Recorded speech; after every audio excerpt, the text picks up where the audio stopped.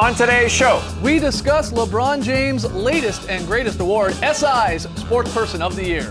we preview a heck of a double dip on TNT tonight, Clippers, Cavs, and Rockets, Warriors. And the Sixers wet court stars in a brand new edition of the Meme Team. It's Thursday, December 1st. The starter starts now.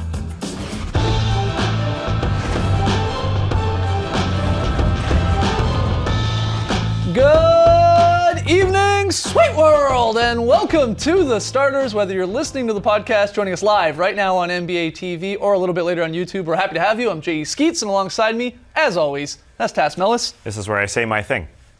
And on location, joining us from the Great Barrier Reef because he lost a historic pick'em battle. There he is. It's the Aussie. It's Lee Ellis. Friends. Hey, Brando. Good stuff. It's beautiful out here. And last but not least, over there, it's the bearded one. It's Trey Kirby. Hey! Oh, TK, what do you got for us? Well, I'm here at the internet looking for your best tweets at #TheStarters. And guys, the Pistons' Reggie Jackson hasn't played yet this season. That's not going to stop him from getting on the starters. How'd he do it? By chowing down on the bench. We saw something similar last year when Spencer Dinwiddie was caught having a chocolate treat on the bench. And just like then, we don't know what Reggie was eating.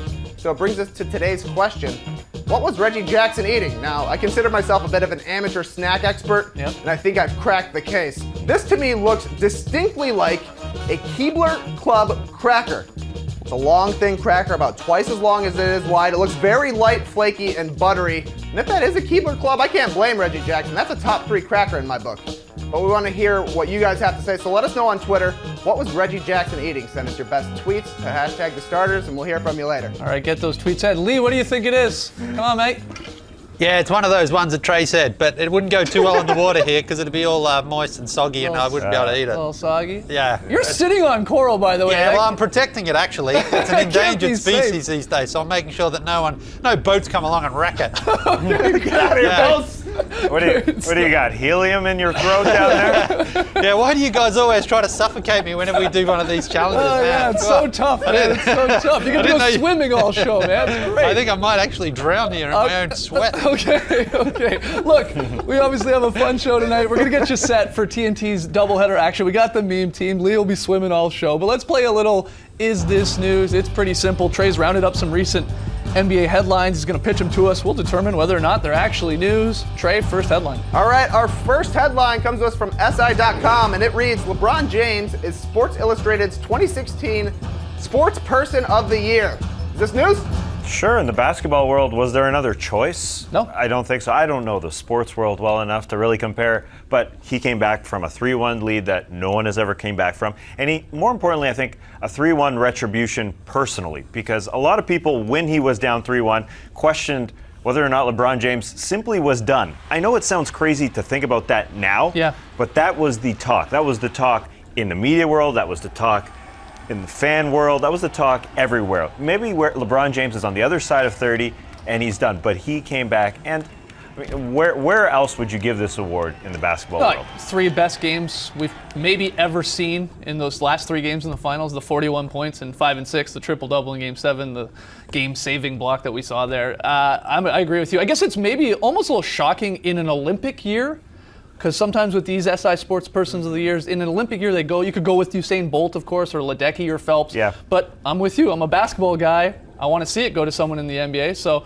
rightfully, they got the right pick here. I mean, and I also think they got to add, and something that Lee Jenkins wrote about in the SI article about him winning the award, it was a big year, obviously, for athlete activism. And LeBron has not been shy when it comes to talking about, sensitive issues, be it race, politics, economics. He does unbelievable work with the third graders in Akron, putting them through public school and into high school. Just gave $2.5 million to the greatest of all time in Muhammad Ali at that center in the Smithsonian in D.C. So it makes sense. It makes sense. And I just wonder if the Warriors had held on and won, would Curry have won it? Or would it go to someone else? He would have won it for sure. You think so? Steph Curry, unanimous MVP, 73-9 regular season record. Right. Definitely would have won it. Yeah. I think LeBron would be talking about you sitting on the coral right there, and how wouldn't that's like an it. issue. No, Yeah. that's an issue. It I'm is. telling you, man, I'm protecting it. It's actually a little bit spiky, though. I have to say that much. Yeah, you This seem to be wetsuit's enjoying great. it. All Tell right, you what, Trey. there's nothing like wearing a wetsuit that about 100 other dudes have worn. I tell you, you can smell every single one of them. That's the real pick and payoff. All right, Trey, next headline, man. Our next headline comes from CBS Detroit. And it says Reggie Jackson cleared to practice, nearing return. Is this news? Yeah, this is news. The Detroit Pistons have vaulted themselves into a lock for a playoff spot, I think. I think they've saved their season. These first 20 games, they're 10-10. Ish Smith, that signing that Stan Van Gundy did right there, it may have saved their season. I'm not saying that they would be 0-20 if Ish Smith wasn't on the team. How many wins does Ish Smith have? Either way, he is their lead guard. The last 2 games, 0 turnovers. 2 huge wins on the road in the Eastern Conference against teams that were scheduled to be above them in the Charlotte Hornets and the Boston Celtics. This Detroit Pistons team is now projected to be below those top 4 teams who we sort of know. You know, your Cavs. Who do we got there? Raptors. The Raps. Yeah. Those teams, the Bulls now, those are probably your locks up top. But the Pistons, I think we kind of forgot. You know, they finished 8th. Did they improve coming into this offseason? Not necessarily, but I think they're just growing internally. And Reggie Jackson is just going to add to that. A 10-10 team is impressive for 20 games. Yeah, I think you're with Ish Smith. He needs to continue to be good because Reggie's coming back here from a couple procedures, right, on the knee and then the thumb. They're going to likely work him slowly back. You know, hopefully we do see him this coming weekend back in the lineup. But Ish Smith is still going to play big minutes. He still needs to contribute. But I'm with you, Tass. The Pistons are 10-10. Look at it this way. They're really now just starting their season, a 62-game shortened season, and they're 0-0. You'll take that than being in a massive hole where you got to climb back up the Eastern Conference standings. So this is big news, and I think they did a pretty good job of staying afloat. Sorry, Lele. There's going to be a lot of water puns. Trey, next one. All right, our next headline comes from ESPN, and it reads, Nets likely to sign Donatas Motiejunas to an offer sheet. Is this news? Sure, why not? I think we just saw the team, we just talked about the Pistons. They attempted to trade for Donatas Motiejunas last year, didn't pass the physical. Why did they try to trade for him? Because he can shoot the 3 ball. The Brooklyn Nets shoot the 3rd most threes in the entire NBA. He can play down low. He fits in today's NBA if he's healthy. So, yeah, it feels like the Nets are signing everyone to an offer sheet. Whether they come over, like Tyler Johnson, for instance, didn't happen. Right. And they're just seeing whether or not they can add to their talent pool. This guy just hasn't really got, we've seen so many times, he hasn't really got a true shot in the NBA. Yeah, I'm not sure this is really news for a couple reasons, though. Well, look, we need to point out, the Nets are going to likely offer the contract to him. The Rockets have a chance to match. That's the interesting part to me.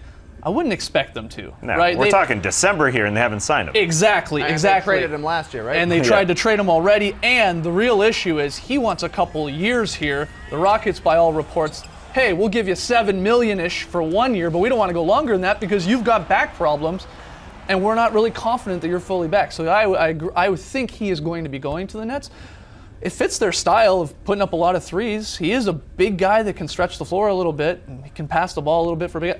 I make sense because the Nets will take sort of anyone right now because they know they're not getting anyone from draft picks. Right. So I guess the news part, not to me, is that he won't be staying with the Rockets. I don't think that's happening.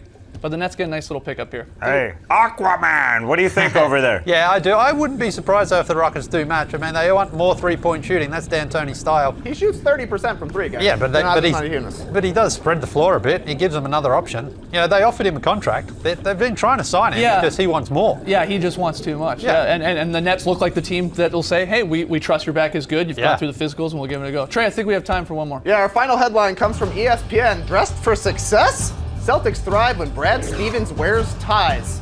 Is this news?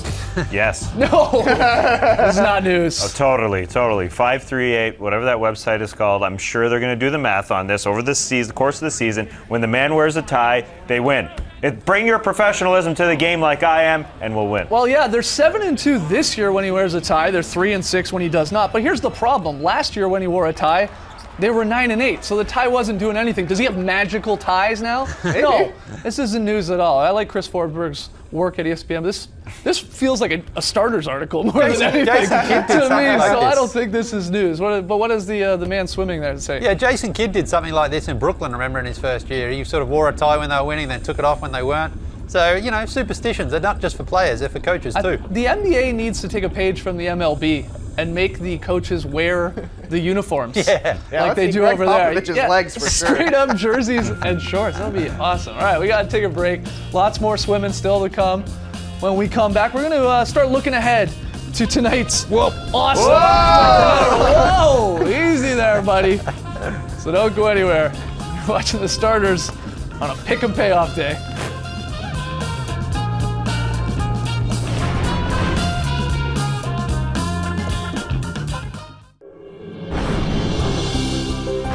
Back with the starters where there's Lely paying off his November pick 'em loss. Yeah.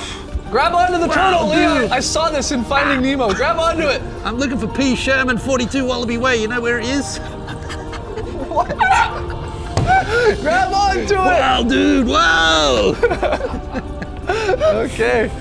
Lee Ellis, Under the Sea. We'll be checking back in with him throughout the show. Guys, tonight though on TNT, an awesome doubleheader.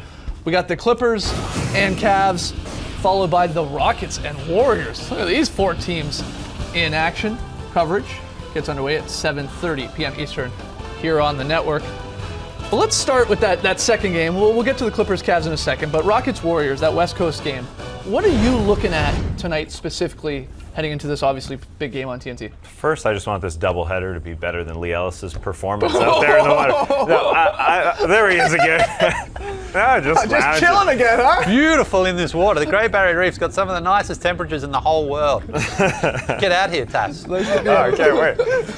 As far as tonight goes and the Warriors, I'm looking forward to the national audience seeing the more complete Golden State Warriors. They haven't lost in a month, and they also haven't been on TNT in a month. They were on national TV 5 times in the first week and a half, and we just haven't seen them in a while. And since then, they have been so great. Are they the best offense ever? I think that's a legitimate question to ask only a month into their campaign. And they've got a guy in Kevin Durant who has changed, obviously a fantastic offensive player, but changed his game to become more of a defensive player, blocking shots the most in his career and rebounding. This team has just expanded. You got a Kevin Durant who's gained the most weight as well since he came into the league, 212 now to 240. He's bulked up like a big man. Hitting the gym. It's just a pleasure to watch this team. And again, we're only a month in. What about you, Trey? What are you watching specifically in the Rockets Warriors game? Well, balance, smalance, defense, schmefense. I want to see if these two teams can score 300 points combined. We haven't had a combined 300-point game in 10 years. 10 years to the week, in fact. Really makes you think. We haven't had a team score 150 or more by themselves since 2010, but these are 2 of the top 5 offenses in the league. They've scored 120 or more combined 12 times already. We know the Rockets don't really care about defense. The Warriors are definitely better at defense, but they can still get into a shootout. I'm not saying it's likely that they go for 300, but it's certainly possible, and if that's the case, they do. This might be all of our top 10 plays for tomorrow coming from this game. This is going to be a fun one to watch. The Warriors Even Lee Ellis is going to stay up tonight. The Warriors got 149 against the Lakers a couple of weeks ago. So there you go. It's in play. It's in play, yeah. And we just saw the Rockets not too long ago get up 53-pointers. Yep. We know the Warriors, if they wanted to fall into that, could obviously do that. So could we see 103 Just go for it. Why not? If they hit their 53s, that's 150 points right there. Well, there you go. It's that easy. All right, let's switch over to the Clippers-Cavs game, and we'll go to the man swimming under the sea over there. What are you watching here, Lely? I know it's tough to see out of the goggles, but what are you watching? I'm looking for Kevin Love to keep his hot home form alive. The last 2. Why are you looking at your hands? The pruning. I can't see a thing here, but the last 2 home games, Kevin Love 15 for 21 from 3-point range, including 8 in the first quarter against the Blazers last Friday night. I think it makes sense that the Cavs are going to go to him early and often and see if he can just maintain it. Makes sense. Yeah, it was almost a shame that Kevin Love had that crazy first quarter right around the Thanksgiving break, and it sort of got lost a little bit because everyone was traveling and back at home and stuff like that, and then football the next day. But an unbelievable performance. He's been on fire, as Lee said. Something that I'm watching in this game, Clippers-Cavs, is the Clippers' energy in this one. They need this win. They need at least a strong performance because after starting 14-2 and then heading into Thanksgiving and having the turkey, they haven't won since Thanksgiving. They lost to the Pistons, Pacers, and Nets, and they fell behind early in Detroit. At the end of the first quarter, they were down 12. In Indy, they were down 10 at the half. They were better in Brooklyn early in that game, but have gave up that massive lead. I would just like to see them come out, and I think they will, especially with Blake Griffin back after sitting out the Nets game, and Chris Paul especially. Chris Paul uncharacteristically That's a tough word for me to say. It's got a it. big old long word, isn't it? It's a long one. He has 13 turnovers in his last 3 games. Chris Paul almost never turns the ball over, especially at those type of numbers. So I think he'll come looking for a shot early, getting his guys going like he always does, but looking to really take care of the ball. Should be a good game. Problem is they're playing the Cavs, who are going to be a little and feisty. are coming off a loss as well, yeah. Yeah, when Tyronn Lue pulls 5 guys, your 5 guys come off and puts in 5 bench guys, it's a Greg Popovich move, but they've got to react after that, right? They've got to respond pretty strongly after that. Yeah, you would think. I'm curious, Lee. Yeah. Can you get some shots up in a wetsuit? Of course I can. I can get them up anytime. Just give me the ball. Oh, that jumper's wet. Yeah, very nice. Nice. Check the starter's Twitter account. He had some serious handles pre-show and rehearsals. Guy sees a basketball, he can't put it down. Yep, nice. There it is. Whoa. Do you honestly know how to swim? Yeah, what move is that? Wow, this is underwater backstroke. Yeah. I'm not a bad swimmer. Not as good as our producer JD. He's like a fish. Oh, there he is. Quick break. But when we return, Cousins and the Kings star in a brand new edition of the Meme Team. Don't go anywhere. Oh, wet floor, wet Lee. Unbelievable.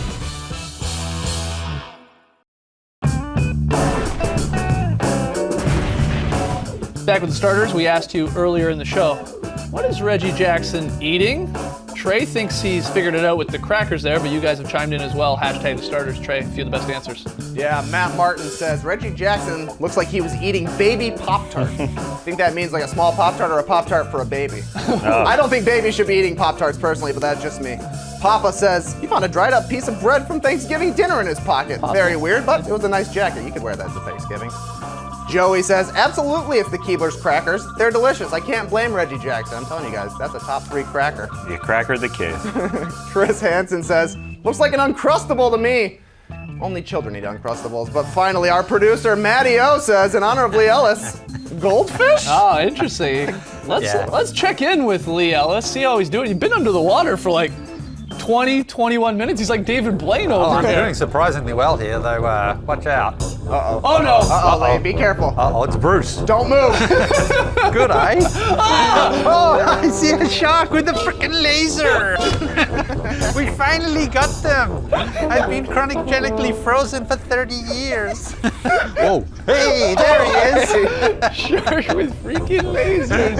All right. Lee's enjoying this pickup day off great. too much, though. That's great. Well, he is almost suffocating, so it's a win for all of us, really. Yeah. Well, are you doing crunches?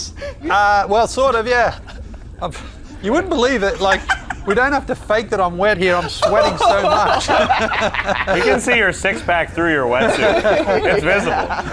It's a relaxed 6-pack these days, Tassie. You know all about that. All right, guys. Well, every Thursday, we scour the internet to bring you the Meme Team, our favorite weird and wacky moments from the past 7 days. We had some great ones. Klay Thompson's secret skill is a secret no more. He revealed it post-game this week. I make the best paper airplane on the West Coast.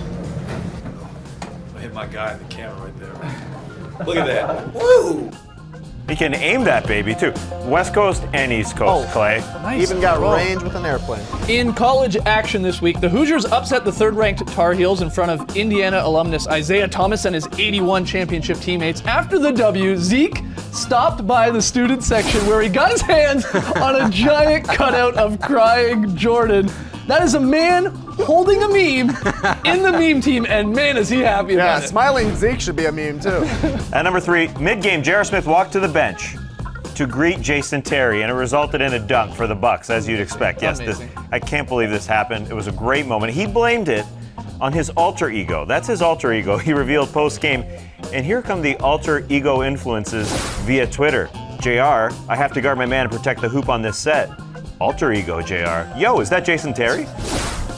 JR, we just won the finals. I should act professional. Alter ego, JR. Go shirtless and don't shower for 3 days. JR, I'm being double teamed. I should pass. Oh, this is the JR we know and love. Hey, just shoot the 3. Yeah, good let stuff. it go. Kings 76ers game postponed because of condensation on the court in Philly. DeMarcus Cousins, though, he joined the fruitless effort to prepare the court. He was pushing around a pair of mops during the delay. The Sixers' Joel Embiid, though, not to mention the Kings, they took to Twitter to poke fun at the wet floor. Embiid tweeting, well, the court was tanking tonight. Nice call back there. But the Kings, the best Zing, y'all can trust the process, but not the floor? Shaking my head, Sixers, shaking my head. And at number 1, the Wizards set their intro video to the theme song of Saturday Night Live. This was their original video, and they just took it, and as you can hear here, this is the SNL theme song, and it's so fitting. It's exactly the same. Like the turns to the camera. Yeah. The cool poses. Featuring This is what I'm doing in the city. John Wall. Yeah. This is awesome. So they weren't actually going for the SNL look, but it just Yeah. matches up. That all worked perfectly. out. Oh, casual Lily. Tell you, it's beautiful down here. Yeah, he's loving it. Yeah. Part of this pick'em payoff. It's Dory. We gotta talk about you dropping the ball in this November pickup payoff, man. Unbelievable how you lost that thing. When we come back, though, Lee's very solid play. You look like you could host a Pilates class over there, Lee. Bar 3, Tassie.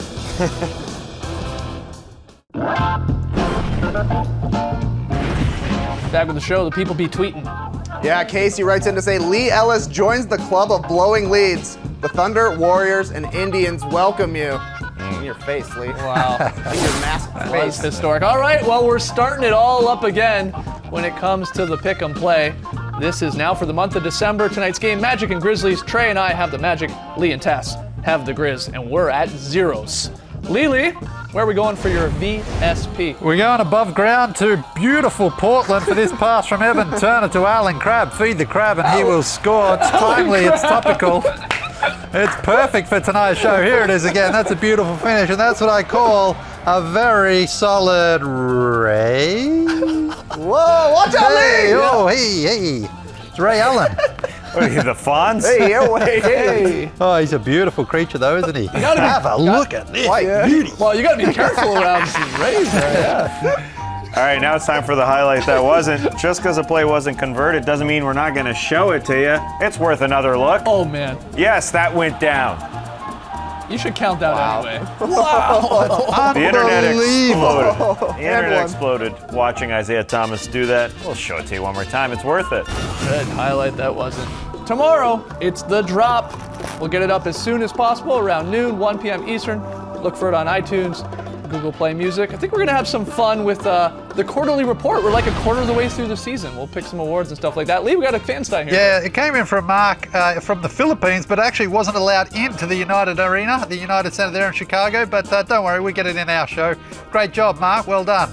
All right. Thank you, Mark. Get your signs in. Keep them coming. Hashtag the starters, at the starters. Lee, you did a great job. Thanks. I'm going to go for a swim. All right. See you, buddy. Too bad we couldn't fit in John Salmons, Derek Fisher, Brandon Bass. Who else we got? Yeah. Oh, he's sinking. Oh, he's gone. Oh, Fawn Tuna Maker. On Tune Maker. All right, thanks for joining us, folks. And remember, Lee Ellis jumped the shark. Embrace the day, people.